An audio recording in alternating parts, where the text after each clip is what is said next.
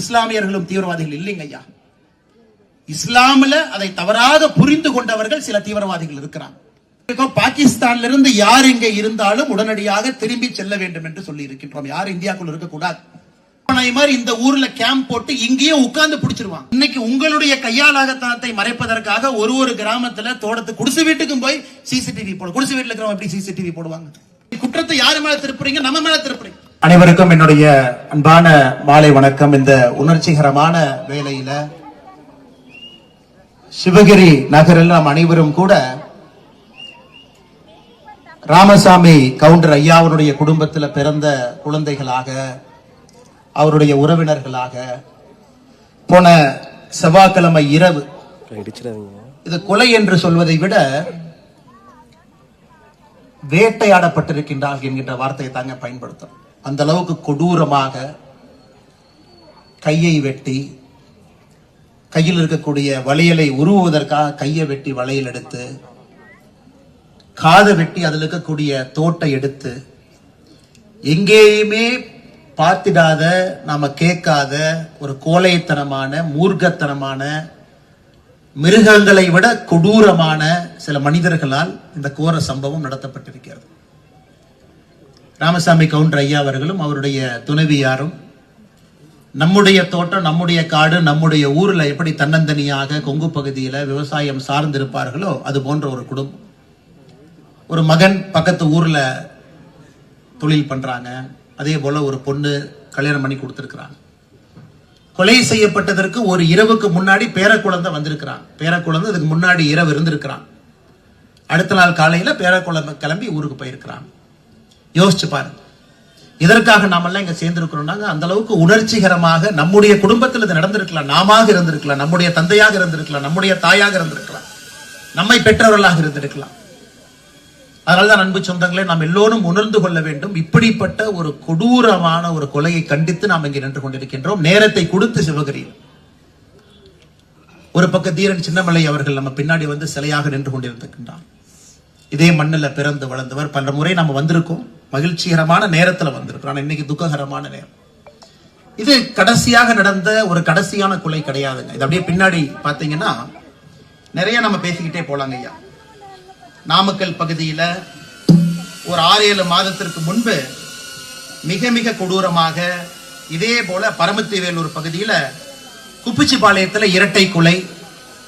அங்கேயும் இதே போல இதே வயது இருக்கக்கூடிய ஒரு அப்பா அம்மா 2 பேரும் அடித்து கொலை செய்யப்பட்டார்.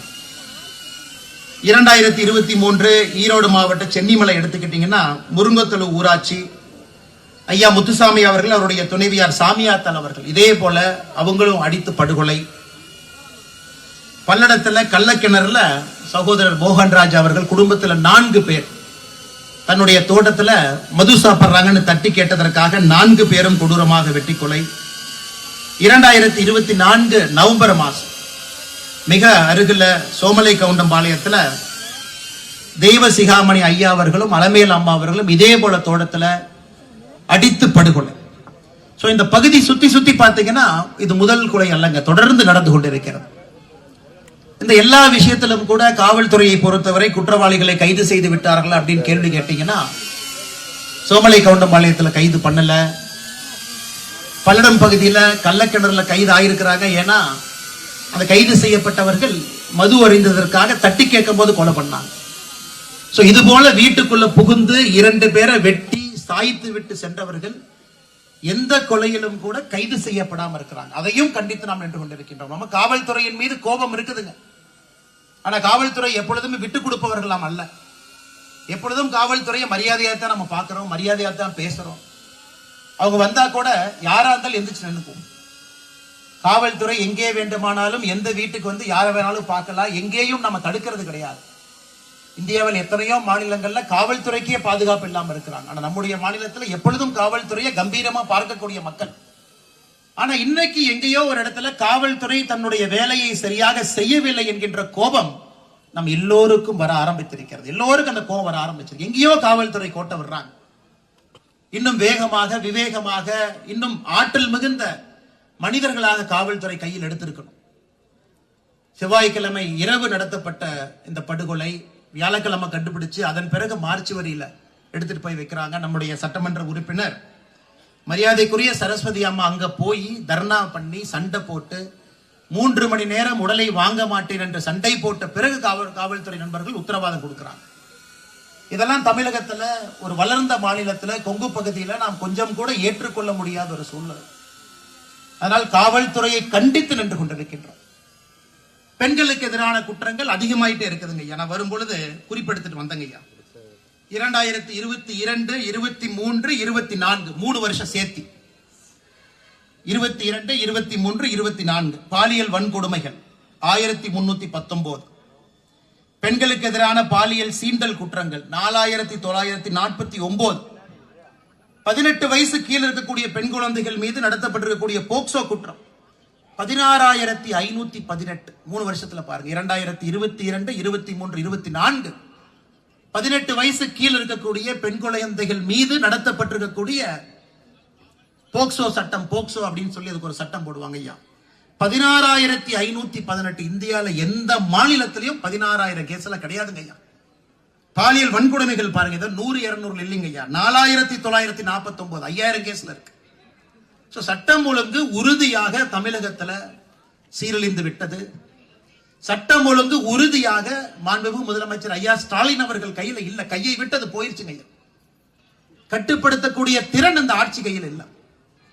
அதையெல்லாம் நாம் பார்த்து கொண்டிருக்கின்றோம், கவனித்துக் கொண்டிருக்கின்றோம். எப்ப தேர்தல் வராதா என்று நினைத்து ஏங்கிக் கொண்டிருக்கின்றோம். 2026 ஏப்ரல் மாசத்தில் நடக்கிற தேர்தல் நாளை காலையில் நடத்திடலாமே, உங்களை வீட்டுக்கு அனுப்பிச்சிடலாமே.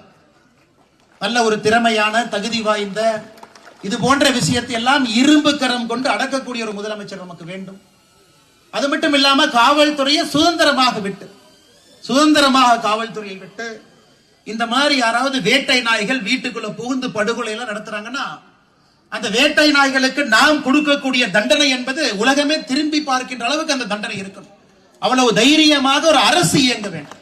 அரசுக்கு அந்த தைரியம் கிடையாது. அரசுக்கு தைரியம் இல்லாதனால காவல்துறைக்கு அந்த தைரியம் இல்லை. அதனால் இதை அனைத்தையும் கண்டித்து சிவகரியில் நின்று கொண்டிருக்கின்றோம். இந்த அற்புதமான மண்ணில் நின்று கொண்டிருக்கின்றோம். அந்த இறந்து போன 2 ஆன்மாக்கள், குழந்தைகள் 2 பையன் பொண்ணு பாத்தீங்கன்னா கதறி தேம்பி எழுது கொண்டிருக்கின்றார்கள். எங்க அப்பா அம்மா இந்த மாதிரி நாங்க பார்த்ததே எல்லாம் எப்படி பாருங்க, கையை வெட்டி வளையல் எடுத்திருக்கிறாங்க, காதை வெட்டி தோடு எடுத்திருக்கிறாங்க. அதனால்தான் அருமை சொந்தங்களே, ஒரு பக்கம் நம் கோபத்தில் நின்று கொண்டிருக்கின்றோம், ஒரு ஜனநாயகத்துல நம்மால் முடிந்த அளவுக்கு குரலை உயர்த்தி கொண்டிருக்கின்றோம். அரசியல் கட்சிகள் இங்க வந்து மேடை போட்டு மக்களை ஒருங்கிணைத்து பேசுறாங்க, மக்கள் மத்தியில் விழிப்புணர்வு ஏற்படுத்துறாங்க. மக்கள் நீங்களும் வேலையெல்லாம் விட்டுட்டு நீங்களும் வந்து அரசுக்கு இதன் மூலமாக ஒரு கருத்து சொல்றீங்க. பாருங்க எவ்வளவு கூட்டம் சேர்ந்திருக்கும் சிவகிரியில. ஒரு சின்ன ஊர்ல எத்தனாயிரம் மக்கள் இங்கே வந்து நின்று கொண்டிருக்கின்றோம். அரசனுடைய காதுக்கு தெரியப்படுத்தும் அளவுக்கு நம்முடைய செய்தி போது வேகமா புடிங்க. இன்னொரு பக்கம் காவல்துறைக்கும் செய்தி கொடுக்கிறோம். ஐயா உங்க மேல மரியாதை இருக்கு, ஆனா அந்த மரியாதை தினமும் கொஞ்சம் கொஞ்சமாக குறைந்து கொண்டு வருதுங்க ஐயா, சுதாரிச்சு வேகமா புடிங்க. அருமை சொந்தங்களே, இன்றைக்கு பாரதிய ஜனதா கட்சியை பொறுத்தவரை மேடையில் நம்மோடு நின்று கொண்டிருக்கக்கூடிய நம்முடைய கூட்டணி கட்சியினுடைய தலைவர்கள் எல்லாம் இங்க இருக்கிறாங்க. தமிழ் மாநில காங்கிரஸ், பாட்டாளி மக்கள் கட்சி, இந்திய ஜனநாயக கட்சி, புதிய நீதி கட்சி, கொங்கு நாடு வேட்டுவ கவுண்டர் முன்னேற்ற சங்கம், பெருந்தலைவர் மக்கள் கட்சி, உழைப்பாளர் முன்னேற்ற கழகம் எல்லாம் இருக்கிறாங்க. அனைத்து இந்திய அண்ணா திராவிட முன்னேற்ற கழகத்தினுடைய தொண்டர்கள் இருக்கிறாங்க. எல்லாரும் ஒரே கருத்தில் நின்று கொண்டிருக்கின்றோம். நீங்க பிடிக்கல அப்படின்னா நாங்கள் வீதிக்கு வர வேண்டி இருக்கும். அதனால்தான் காவல்துறை நண்பர்களே, நாங்க சொல்றதை நல்லா கேட்டுக்க. அந்த கூட்டத்துல எல்லாரும் பொதுமக்கள் சேர்ந்து நாங்க இதை விடை போறது கிடையாது. ஏன்னா ஒரு ஊரா, சோமலக்கவுண்டம்பாளையம், கள்ளக்கிணறு, அப்படியே ஒரு ஊரா போங்க. நாமக்கல், பரமத்திவேல், எல்லா பக்கம் ஒரு கொலை நடக்கும், 2 நாள் பேசுவோம், 6 மாசத்துல மறந்துடுவோம், அடுத்த கொலை நடக்கும், மறுபடியும் பேசுவோம், மறந்துடுவோம், அடுத்த கொலை, 6 மாதத்திற்கு ஒரு கொலை. சென்னிமலையில் 2023. ஆனால் இந்த முறை நாம் யாரும் இதை விடப்போவதாக இல்லை. நாம வீதிக்கு வர வேண்டிய சூழ்நிலை இது. இன்னைக்கு பாருங்க ஐயா, நாம சம்பவம் நடந்து 6 நாள் கழிச்சு நம்ம பேசிக்கிட்டு இருக்கோம். நான் இங்க இருக்கக்கூடிய எல்லா தலைவர்கள் சார்பாக உங்க முன்னாடி வைக்கிறது, இன்னும் 2 வாரத்துல நீங்கள் கொலையாளியை கண்டுபிடித்து கைது செய்து நீதிமன்றத்துக்கு அனுப்பல, எங்களை பொறுத்தவரை நாங்க இங்கே ஆட்சியில் இருந்தால் நீதிமன்றத்துக்கு அனுப்ப மாட்டாங்க ஐயா. துப்பாக்கி எல்லாம் எதுக்கு இருக்குதுங்க ஐயா, குண்டெல்லாம் எதுக்கு இருக்கு? பயத்தை ஏற்படுத்தும் அளவு குறைந்தபட்சம் நீங்க அதை செய்யல அப்படின்னா 20ஆம் தேதியிலிருந்து செவ்வாய்க்கிழமைங்க ஐயா 20ஆம் தேதி இதே சிவகிரியில தொடர் உண்ணாவிரத போராட்டத்திலே நாம் அமர இருக்கின்றோம். தொடர் உண்ணாவிரத போராட்டம் அது கலைக்கணும்னா முதலமைச்சர் தான் இங்க வரணும். அந்த 20ஆம் தேதி செவ்வாய்க்கிழமை ஆரம்பிக்கக்கூடிய அந்த உண்ணாவிரத போராட்டத்தில் காலையிலிருந்து இரவு வரை முழுவதுமாக உண்ணாவிரதத்தில் நான் அமர்ந்து அந்த போராட்டத்தை ஆரம்பித்து வைக்கிறேன். தோட்டங்காட்டில் இருக்கிறவங்க, வீட்டில் இருக்கிறவங்க எல்லாரும் வந்து மாறி மாறி ஒரு நாள் உட்கார்ந்துட்டே இருக்கலாங்க. ஆனா நீதி கிடைத்தாக வேண்டும். இன்னொரு கிராமத்துல, இன்னொரு ஊர்ல, இன்னொரு விவசாய குடும்பத்துல இன்னொரு தாத்தா பாட்டி அப்பா அம்மாவோ அடித்து கொல்லப்படுவதற்கு முன்பு இதுதான் கொங்கு பகுதியில தமிழகத்துல இது போன்ற கொலை கடைசி என்பதை இந்த ராமசாமி கவுண்டர் ஐயாவுடைய கொலையின் மூலமாக அதை என்று கொண்டு வருவோம். ஆனால் இன்னைக்கு நாம எந்த அளவுக்கு உணர்ச்சியோடு இங்கே நின்று கொண்டிருக்கின்றோமோ, 2 வாரத்துக்குள்ள காவல்துறையினுடைய அதிகாரிகள் கொலைகாரர்களை பிடிக்கல, உள்ள வைக்கல அப்படின்னா 20ஆம் தேதி காலையில சிவகிரியில நம்முடைய தொடர் உண்ணாவிரத போராட்டத்தை நாம் ஆரம்பிப்போங்க ஐயா. அதற்கும் அதே உணர்ச்சி வேகத்தோடு நீங்க வரணும். காரணம், இங்க நாம் எந்த ஒரு குடும்பத்தையும் தரம் பிரிச்சு பார்க்க போறது இல்லைங்க ஐயா. யாராக இருந்தாலும் இது போன்ற ஒரு கொலையை நாம ஏத்துக்க கூடாதுங்க ஐயா. ஒரு சமுதாயத்துல இது ரொம்ப தப்பு, இது ரொம்ப தப்புங்க ஐயா. 2வது இல்ல, இன்னைக்கு வந்திருக்காங்க, மைக் எடுக்கிறாங்க, மேடை போட்டு பேசுறாங்க, திமுகவை திட்டிட்டு போறாங்க. அப்படி இல்லைங்க. எத்தனையோ கட்சி சாராத நண்பர்கள் கலந்துருக்கிறீங்க, பார்த்தாவே தெரியுதுங்க. இல்ல எந்த அரசியல் கட்சி இல்ல நான் அந்த போராட்டத்துக்கு வர நிறைய பேர் இருக்கிறீங்க.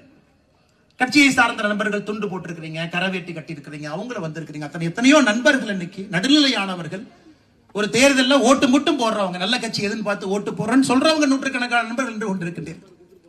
ஆனா இன்னைக்கு தமிழகத்தில் நடக்கின்ற எந்த விஷயத்தையும் நம்மால் ஏற்றுக்கொள்ள முடியாதுங்க ஐயா.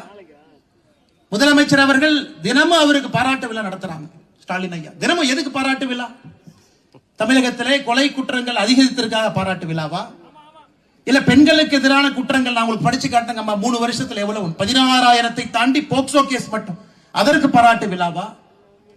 பெண்களுக்கு எதிராக வன்கொடுமைகள் 5,000 தாண்டி இருக்கு, அதற்காக பாராட்டு விழாவா? இல்ல டாஸ்மார்க்கினுடைய வருமானம் 50,000 கோடியை தாண்டி நின்றுட்டு இருக்குது, அதுக்காக பாராட்டு விழாவா? இந்தியாவில் எங்கேயுமே இல்லாம ஒரே நாளில் 2 அமைச்சர்கள் பதவியில் இருந்து நீக்கப்பட்டிருக்கின்றார்கள், அதற்கு பாராட்டு விழாவா? அதற்கு பாராட்டு விழா இந்தியாவில் எங்கேயுமே இல்லைங்க. 2 அமைச்சர்கள் ஒரே நாள் பதவியிலிருந்து மாற்றப்பட்டிருக்கின்றார். இது லல்லு பிரசாத் யாதவ் அவங்க பீகார்ல முதலமைச்சராக இருந்த பொழுது கூட 2 அமைச்சர்கள் ஒரே நாள்ல மாற்றப்படவில்லை. அவ்வளவு மோசமான ஆட்சியிலும் கூட. காரணம், ஒரு அமைச்சர் ஊழல் செஞ்சு ஜெயிலுக்கு போறாரு, 1.5 வருஷம் கழிச்சு வெளியே வர்றாரு, மறுபடியும் அதே பொறுப்பை கொடுக்கறாங்க, மறுபடியும் சாராயத்தை விற்கிறாங்க, 50,000 கோடியை தொடுது உச்ச நீதிமன்றம் சொல்றாங்க. எதற்காக ஜாமீன் கொடுத்தோம்? நல்லவங்க நாங்க ஜாமீன் கொடுக்கலீங்க, 1.5 வருஷம் சிறையில் இருந்தீங்கிற ஒரே காரணத்துக்காகத்தான் ஜாமீன் கொடுத்தோம். நீங்க என்ன பண்றீங்க? மறுபடியும் அரசு அதிகாரத்தை கையில வைத்துக் கொண்டு மறுபடியும் தப்பு பண்றீங்க. இன்னும் 10 நாள்ல அமைச்சரவையிலிருந்து நீக்கவில்லை என்றால் கொடுத்த ஜாமீன் நாங்க ரத்து பண்ண போறோம், கைதாகுவீங்க. கைதுக்கு பயந்து கொண்டு, ஐயோ மறுபடியும் பிடிச்சு 1 வருஷம் உள்ள போட்டுருவாங்க, கைதுக்கு பயந்து கொண்டு அமைச்சர் செந்தில் பாலாஜி அவர்களை அமைச்சரவையிலிருந்து நீக்கிறாங்க. பொன்முடி அவர்கள் கொஞ்ச நஞ்ச பேச்சா பேசினாங்க. நீங்க எல்லாம் பணம் வாங்கிட்டு தானே காசு ஓட்டு போட்டீங்க, ஓசியில தானே பஸ்ல போறீங்க. வைணவம், சமயம், நம்ம இயக்குகின்ற கடவுள்களை தவறாக பேசுவது, மிக மிக வன்மையாக கொச்சையாக பேசுவது, வரம்பையெல்லாம் தாண்டி போயாச்சு. அதன் பிறகு பதவியிலிருந்து நீக்கியிருக்கிறாங்க.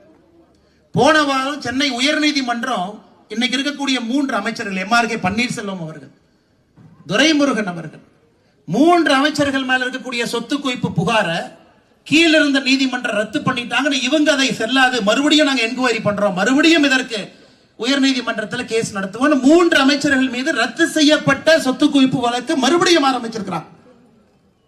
13 அமைச்சர்கள் மீது இன்னைக்கு திமுக அமைச்சர்கள் மீது சொத்து குவிப்பு புகார் நடந்து கொண்டிருக்கிறது.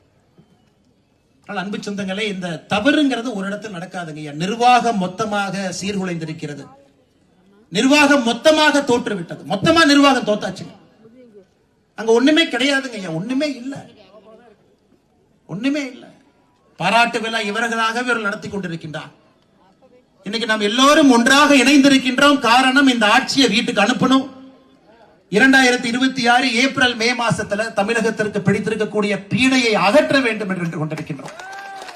இதை விட மோசமான ஆட்சி தமிழகத்தினுடைய வரலாற்றுல பார்த்ததே இல்லை. இதுல முதலமைச்சர் சொல்றாரு, அடுத்து அவங்க ஆட்சிக்கு வந்தா 2.0 பார்ப்போமா. 2.0 அது இந்தியன் 2.0 பார்த்த மாதிரி தான் அவங்க கடைசியா. அந்த தாத்தா வேற, இந்த தாத்தா வேற. இந்த 2.0 எது வந்தாலும் என்ன நடக்கும்னு உங்களுக்கு தெரியுங்க. அதுல அவரே அவருக்கு மார்க் போட்டுக்கிறாரு. இந்தியன் 2.0 மாதிரி நானும் 2.0 வருவேன் 2026. அதனால் அன்பு சொந்தங்களே, நாம் எல்லோரும் ஒருங்கிணைந்து ஒன்றாக கட்சியை தாண்டி நிற்கணும். திராவிட முன்னேற்ற கழகத்தினுடைய நண்பர்கள் தொண்டர்கள் இங்கு இருந்தாலும் உங்களுக்கும் என்னுடைய வேண்டுகோள், நீங்களும் ஏற்றுக்கொண்டுதான் ஆக வேண்டும். இந்த ஆட்சியில சட்டம் ஒழுங்கு சீர்குலைந்திருக்கிறது என்பது நீங்கள் ஏற்றினா, உங்க குடும்பத்துல பொண்ணுங்க இருக்காங்க, உங்க குடும்பத்துல வயசானவங்க இருக்கிறாங்க, உங்க குடும்பத்துல தாத்தா பாட்டி இருக்கிறாங்க, அவங்களும் தோட்டத்துல இருக்கிறாங்க. அதனால் இது நம்ம அரசியல் கட்சியாக ஒப்புக்கு சப்பானியாக இல்ல நாம திட்டுவோம், திமுக காரங்களா திட்டாம போலாம், அப்படி இல்லைங்க. எல்லோரும் சேர்ந்து இறங்க வேண்டிய நேரம். 20ஆம் தேதி செவ்வாய்க்கிழமை நம்ம எல்லோரும் களத்துக்கு வருவதற்கு நீங்க தயாரா இருக்கணுங்க ஐயா. நான் தயார் ஆயிட்டேன், நம்முடைய தலைவர்கள் தயாராயிட்டாங்க, நம்முடைய சகோதரிகள் தயாராயிட்டீங்க. எல்லோரும் களத்துக்கு வருவோம். தொடர் உண்ணாவிரத போராட்டத்தை சிவகிரி மண்ணிலிருந்து எடுப்போம். அந்த உண்ணாவிரதத்தை நம்ம கலைக்கிறோம்னா முதலமைச்சர் மட்டும்தாங்க ஐயா வந்து கலைக்க முடியும், யாரும் வந்து கலைக்க முடியாது. அந்த அளவுக்கு அது உண்ணாவிரத போராட்டமாக இருக்கும். அதற்கு முன்பாக இந்த 2 வாரத்துல நீங்கள் குற்றவாளிகளை பிடிங்க, என்னமோ பண்ணுங்க, ஆனா எங்களுக்கு ஒரு மன நிம்மதியை கொடுங்க என்பதற்காகத்தான் உடனடியாக சிவகிரியில இந்த கண்டன ஆர்ப்பாட்டத்தை ஏற்பாடு செய்து நம்ம எல்லோரும் இங்கே கலந்து கொண்டிருக்கிறோம். அது மட்டும் இல்ல அருமை சொந்தங்களை, இன்னொரு விஷயம் இருக்கு. ஏன்னா நம்ம கிராமத்து பகுதியில் இருக்கிறோம், சொந்தங்கள் எல்லாம் இருக்கிறீங்க. ஏன்னா கிராமத்து பகுதியில தான் அறிவார்ந்தவர்கள் அதிகமா இருக்கிறாங்க. தேசப்பற்றாளர்கள், குறிப்பா மொடக்குறிச்சி ஈரோடுல தேசப்பற்றாளர்கள் அதிகமாக இருக்கக்கூடிய பகுதி. ஏப்ரல் 22ஆம் தேதி பெகல்காமில் நடந்தது நம்ம யாரும் ஏத்துக்கவே மாட்டோங்க ஐயா, யாரும் ஏத்துக்க முடியாது. ஏப்ரல் 22 பெகல்காம், காஷ்மீர்ல இருந்து 80 கிலோமீட்டர் தூரத்தில் ஒரு பள்ளத்தாக்குங்க ஐயா. 26 பேர் கொன்று குவிக்கப்பட்டிருக்கின்றார்கள். 26 பேர், 25 பேர் இந்தியர்கள், ஒரு நேபாளி, 26 பேர். அவங்க எல்லாரும் யாருங்க ஐயா? கர்நாடகா ஹூப்ளி, ஷிமோகா, நம்ம ஆந்திர பிரதேஷ் நெல்லூர்காரரு, இவங்க எல்லாம் டூர் போறாங்க, எல்லாம் அந்த கோடை கால விடுமுறைக்காக. புதிதாக திருமணமாகி போனவங்க இருக்கிறாங்க, ஹனிமூன் போனவங்க இருக்கிறாங்க, திருமணமாகி 1 வாரம் ஆன நேவி ஆபீசர் அவங்க இருக்கிறாங்க. ஷிமோகால இருந்து காஷ்மீருக்கு போய் பார்க்கணும், இதுவரைக்கும் போனதே இல்லைன்னு போன கணவன் மனைவி 2 குழந்தைகள், 4 பேர். அவங்க 26 பேர்த்தையும் கொடூரமாக தீவிரவாதிகள் மதத்தினுடைய பெயர்ல, நீ எந்த மதம், நீ இஸ்லாம் மதமாக இருந்தா குர்ஆன்ல இருந்து 2 வார்த்தையை படி, உனக்கு தெரியாதா, அப்ப நீ இந்து மதம், இங்க வந்து நெல்லு. அவங்கள முட்டிங்கால் போட வச்சு இந்த ISIS தீவிரவாதிகள் எப்படி எக்ஸிகியூஷன் ஸ்டைல் முட்டிங்கால் போட வச்சு மண்டையில பின் மண்டையில சுடுவாங்களோ அது போன்று கொன்று குவிக்கப்பட்டிருக்கின்றார். அதையும் நாம் கண்டித்து நின்று கொண்டிருக்கின்றோம். காரணம், இதை நாம் ஏற்றுக்கொள்ள மாட்டோம். எல்லா இஸ்லாமியர்களும் தீவிரவாதிகள் இல்லைங்க ஐயா. இஸ்லாமில அதை தவறாக புரிந்து கொண்டவர்கள் சில தீவிரவாதிகள் இருக்கிறாங்க. அவர்களால் இஸ்லாம் மதத்துக்கே கெட்ட பேர், எல்லோருக்குமே கெட்ட பேர். 26 பேர் அப்பாவிகளை கொண்டிருக்கின்றார்கள். அதையும் ஒரு நாடாக நாம் ஒன்றாக இணைந்து நின்று கொண்டிருக்கின்றோம். அது இன்னைக்கு நாம சொல்லி இருக்கோம், பாகிஸ்தான்ல இருந்து யார் இங்க இருந்தாலும் உடனடியாக திரும்பி செல்ல வேண்டும் என்று சொல்லி இருக்கின்றோம். யார் இந்தியாக்குள்ள இருக்கக்கூடாது. இந்தியா முழுவதும் முதலமைச்சர்கள் வேலை ஆரம்பிச்சிட்டாங்க. நான் தமிழ்நாடு முதலமைச்சர் சம்பந்தமாக எந்த வேலையுமே ஆரம்பிக்கல. இந்திய அரசு உள்துறை அமைச்சர்கள் என்ன சொல்லி இருக்கிறாங்க, அமித்ஷா அவர்கள், பாகிஸ்தான்ல இருந்து யாராவது விசாவோடு இந்தியாவுக்குள்ள எங்கேயா சுத்திக்கிட்டு இருந்தா உடனே கிளம்பி போயிருங்க. அட்டாரி பார்டர்ல கிளம்பி போயிருங்க, வாகா பார்டர்ல வராது. அதற்கு பேச்சு மூச்சு இல்லாம நம்முடைய முதலமைச்சர் இருக்கிறாங்க. அப்ப என்ன, நீங்க தீவிரவாதத்தை ஆதரிக்கிறீங்களா? எல்லா காங்கிரஸ் கட்சியை சார்ந்த முதலமைச்சர்கள் எதிர்த்து பேசும் பொழுது தமிழகத்தினுடைய முதலமைச்சருடைய பரிதாபமான நிலை, ஐயோ எதிர்த்து பேசினா ஓட்டு வங்கி கலைஞ்சு போயிருமோ, எதிர்த்து பேசாம இருப்போம். அதையும் பார்க்கின்றோம், அதையும் நாம் கண்டிக்கின்றோம். அது மட்டும் இல்லை அருமை சொந்தங்களே, நம்ம எல்லோருக்கும் கோபத்தில் இருக்கும். அரசு திரும்ப ஏதாவது செய்ய வேண்டும் என்கின்ற கோபத்தில் இருக்கும். இதற்கு முன்பு புல்வாமாக இருக்கட்டும், பாலாகோட்டாக இருக்கட்டும், 2 முறை நடந்த பொழுதும் ஒரு கடுமையான பதிலடியை நம்முடைய இந்திய திருநாடு திரும்ப நம்ம கொடுத்திருக்கோம். ஆனால் இந்த முறை பிரதமர் அவர்களிலிருந்து எல்லோரும் மிக தெளிவாக இருக்கின்றார்கள். பாகிஸ்தானுக்கு நாம கொடுக்கக்கூடிய பதிலடி என்பது அடுத்து எப்பொழுதும் சரித்திரத்தில் இது போன்ற நிகழ்வை நடத்துவதற்கு அவர்களுக்கு தைரியம் இருக்கக்கூடாது என்பதிலே தெளிவாக இருக்கின்றார். புல்வாமாக்கு பதிலடி கொடுத்தோம், திரும்ப செஞ்சிருக்கிறாங்க. பாலாகோட்டுக்கு பதிலடி கொடுத்தோம், திரும்ப செஞ்சிருக்கிறாங்க. உலக நாடுகள் எல்லாத்தையும் ஒருங்கிணைந்து பாகிஸ்தான் அப்புறப்படுத்துவதற்கான வேலையில் இறங்கி இருக்கிறாங்க. IMF இருந்து வரக்கூடிய நிதி உதவியை நிறுத்த ஆரம்பிக்கிறாங்க, $7 பில்லியன். இந்தியாவிலிருந்து பாகிஸ்தானுக்கு 3 நதிகளுடைய தண்ணி போதுங்க, இண்டஸ் வாட்டர், அதை நிறுத்துறாங்க. சோ எல்லா விதமான பிரச்சனையும் கொடுத்து எந்த விதமான ஒரு தீவிரவாதியும் பாகிஸ்தான்ல இருந்து தைரியமாக இங்க வரக்கூடாது. பாப்பீங்க. பிரதமர் அவர்களும் தினமும் பாக்குறாங்க. நேத்து நம்முடைய முப்படை தளபதிகளை கூப்பிட்டு மீட்டிங் போட்டிருக்கிறாங்க. குறிப்பாக விமானப்படையினுடைய தளபதியை கூப்பிட்டு நேத்து பேசியிருக்கிறாங்க. அதனால் நிச்சயமாக நம்முடைய பிரதமரை பொறுத்தவரை உறுதியான நிலைப்பாட்டோடு அவர் இருக்கின்றார். உறுதியான ஒரு முடிவு எடுக்கத்தான் போறாருங்க. ஆனா நாம ஒரு பொதுமக்களாக நமக்கு இந்த எண்ணம் இருக்க வேண்டும். நாட்டினுடைய இறையாண்மையின் மீது ஒரு எண்ணம் இருக்க வேண்டும். முதலமைச்சரை பொறுத்தவரை நாடு முக்கியம் என்று இருக்க வேண்டுமோ தவிர ஓட்டு வங்கி முக்கியம் என்று இருக்கக்கூடாது. அதையும் கண்டித்து சிவகிரியில இந்த ஆர்ப்பாட்டம் நடந்து கொண்டிருக்கிறது. அருமை சொந்தங்களே, எல்லோரும் நேரம் கொடுத்து இங்க வந்திருக்கிறீங்க. அதுக்காக முதல்ல நம்முடைய அண்ணன் ஏபி முருகானந்தம் அவர்கள் சொன்னது போல உங்களுக்கு நன்றிகளை தெரிவிச்சுக்கிறேங்க ஐயா. நேரத்தை ஒதுக்கி வந்திருக்கிறேன். 20ஆம் தேதியும் அதற்கு வாய்ப்பு இருக்கக்கூடாது. ஒருவேளை வாய்ப்பு இருக்குன்னா, காவல்துறை சரியாக செயல்படவில்லை என்றால் 20ஆம் தேதியும் நீங்கள் வர வேண்டும் என்று இப்பொழுதே உங்களுக்கு நான் ஒரு அழைப்பை, ஒரு வேண்டுகோளை இந்த நேரத்தில் நான் உங்களுக்கு வைக்கிறேன். எந்த வேலையாக இருந்தாலும் ஒத்தி வச்சுட்டு எல்லாம் வந்துருங்க. 20ஆம் அன்னைக்கு நாம செய்ய போறது முதலமைச்சர் யோசிக்கணும். ஐயா, நான் ஒரு முறை இல்ல தொடர்ந்து சொல்லிட்டு இருக்கிறேங்க ஐயா. சோமலைக்காண்டம்பாளையத்தில் ஆனோடனே முதலமைச்சருக்கு தனிப்பட்ட முறையில கடிதம் எழுதணும். ஐயா, சிபிஐக்கு கொடுங்க. இதுல ஈகோ இஷ்யூவே இல்ல. சிபிஐ மத்திய அரசு, தமிழ்நாடு காவல்துறை மாநில அரசு கையில் இருக்கு, எதுக்கு சிபிஐ கொடுக்கணும்? நான் கேட்டது, ஐயா சிபிஐக்கு தயவு செஞ்சு கொடுங்க. இதுல ஈகோ பார்க்காதீங்க. ஏன்னா ஒரு காவல்துறை என்பது கை கட்டி போட்டிருக்கிறோம், பந்தோபஸ்து பண்ணணும். நீங்க வந்தீங்கன்னாவே ரோட்ல 2000 பேர்த்த நிக்க வைக்கணும். அவங்களுக்கு இதெல்லாம் பிடிக்கிறதுக்கு நேரம் இல்ல. ஒரு போலீஸ் ஸ்டேஷன்ல 10,000 வேலை செய்யறாங்க. அதுல குற்றம் தடுப்பது ஒன்று, குற்றம் நடந்த பின்பு குற்றவாளியை பிடிப்பது ஒன்று. முழு வேலை கிடையாதுங்க ஐயா. ஆனா சிபிஐ பாத்தீங்கன்னா முழுமையான வேலை குற்றவாளியை பிடிப்பது. அந்த கடிதத்திற்கு எந்த விதமான பதில் கிடையாது. சரி, பதில் போலின்னு எழுதின கடிதத்தை பத்திரிகை மூலமா கொடுத்தோம், அதற்கும் பதில் இல்லை. அதனால இன்னைக்கும் முதலமைச்சருக்கு நாங்கள் வைக்கக்கூடிய வேண்டுகோள், ஐயா உங்களால பிடிக்க முடியல. நீங்க பிடிக்க முடியாதனால ஒரு 6 மாதத்திற்கு ஒரு முறை கொங்கு பகுதியில புதிய ஒரு இடத்துல ஒரு படுகொலை நடக்க ஆரம்பிக்குது. இப்பவும் தப்பில்ல.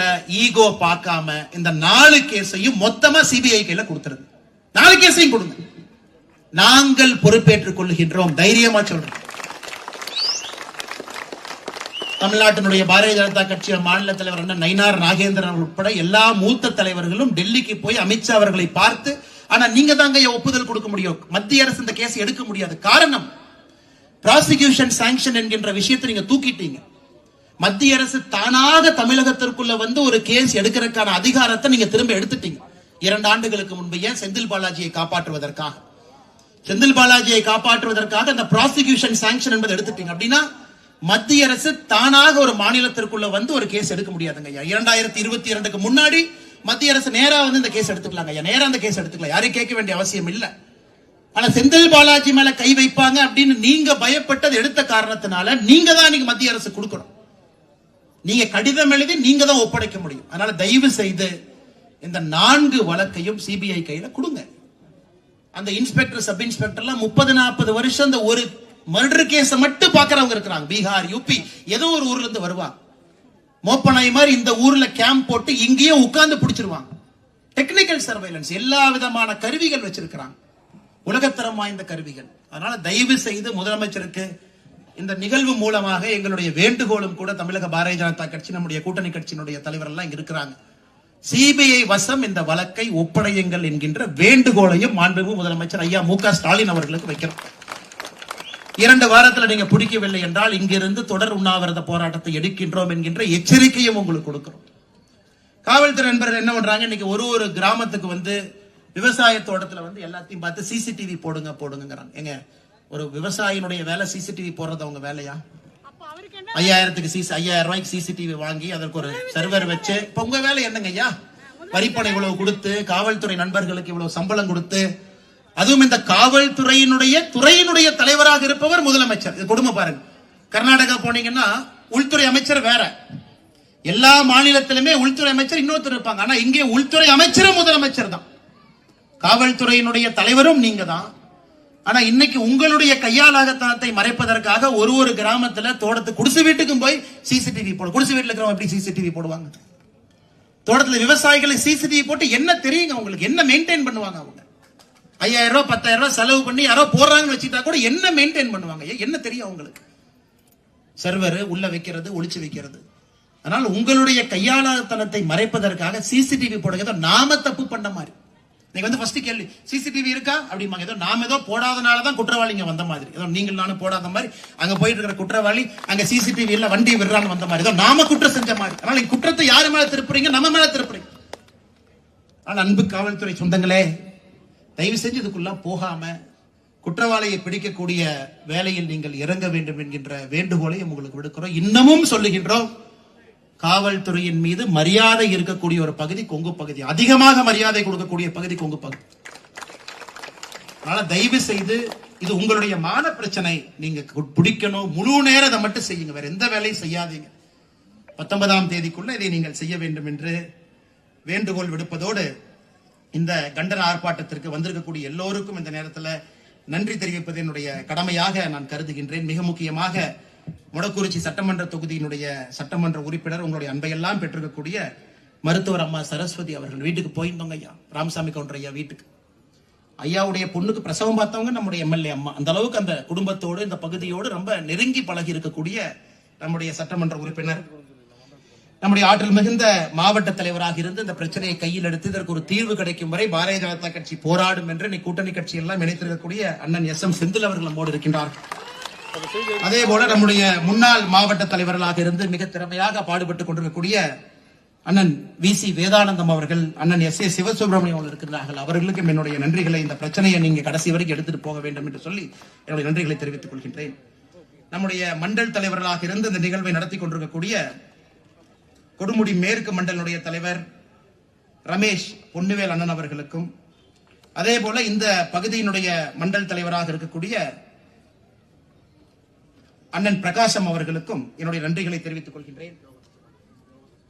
யோக தட்சிணாமூர்த்தி அவர்கள் மண்டல தலைவராக இருந்து இதை முன்னெடுத்துக் கொண்டிருக்கின்றார்கள். அருண்குமார் அவர்களுக்கும் என்னுடைய நன்றியை தெரிவித்துக் கொள்கின்றேன். முன்னாள் மண்டல் தலைவர்களாக இருந்து மக்கள் பிரச்சனைக்காக தொடர்ந்து போராடி கொண்டிருக்கக்கூடிய அண்ணன் காயர் செந்தில்குமார் அவர்கள், அதே போல முன்னாள் மண்டல் தலைவராக இருந்து நம்மோடு போராடி கொண்டிருக்கக்கூடிய அண்ணன் ஏ.ஜே. சரவணன் அவர்கள், எல்லோருக்கும் இந்த நேரத்தில் என்னுடைய நன்றியை தெரிவித்துக் கொண்டு, நாம வந்தோம், ஆர்ப்பாட்டம் போட்டோம், கூட்டம் போட்டோம் அப்படிங்கிற தாண்டிங்க ஐயா, தொடர்ந்து இந்த பிரச்சனை கையில வைங்க. காவல்துறை கண்காணிப்பாளரை போய் பாருங்க, மக்களை ஒன்று திரட்டுங்க. 20ஆம் தேதி நடக்கக்கூடிய ஆர்ப்பாட்டத்துக்கு எல்லோரையும் ஒருங்கிணைத்து கொண்டு வந்துருங்க.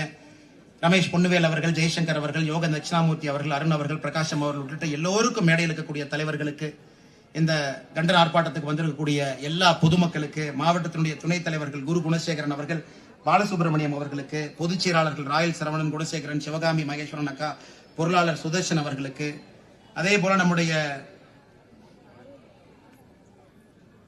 மாநில பொதுக்குழு உறுப்பினராக இருக்கக்கூடிய முருகானந்தம் அவர்கள், காயர் செந்தில் அவர்கள், பெரும்பரப்பு பாலசுப்ரமணியம் அவர்கள், விவேகானந்தன் அவர்கள், ஆடிட்டர் கோபால் அவர்களுக்கும், கூட்டணி கட்சியினுடைய எல்லா அன்பு தலைவர்களுக்கும், தொண்டர்களுக்கும், முக்கியமாக பத்திரிகை நண்பர்கள், இன்னைக்கெல்லாம் சிவகிரிக்கு வந்திருக்கிறாங்க. அதனால பத்திரிகை நண்பர்கள் தயவு செஞ்சு இந்த பிரச்சனையை நீர்த்து போகாம தொடர்ந்து இந்த பிரச்சனைக்கான கம்பீரத்தை கொடுத்து இதை நீங்கள் முன்னெடுத்து செல்ல வேண்டும் என்கின்ற அன்பான வேண்டுகோளையும் பத்திரிகை நண்பர்களுக்கு வைத்து வந்திருக்கக்கூடிய எல்லா பொதுமக்களுக்கும் நன்றி தெரிவித்து என்னுடைய உரையை முடித்துக் கொள்கின்றேன். ஐயா, 20ஆம் தேதி ஆண்டவன் நம்மளை சந்திக்க விடக்கூடாது இந்த விஷயத்துக்காக.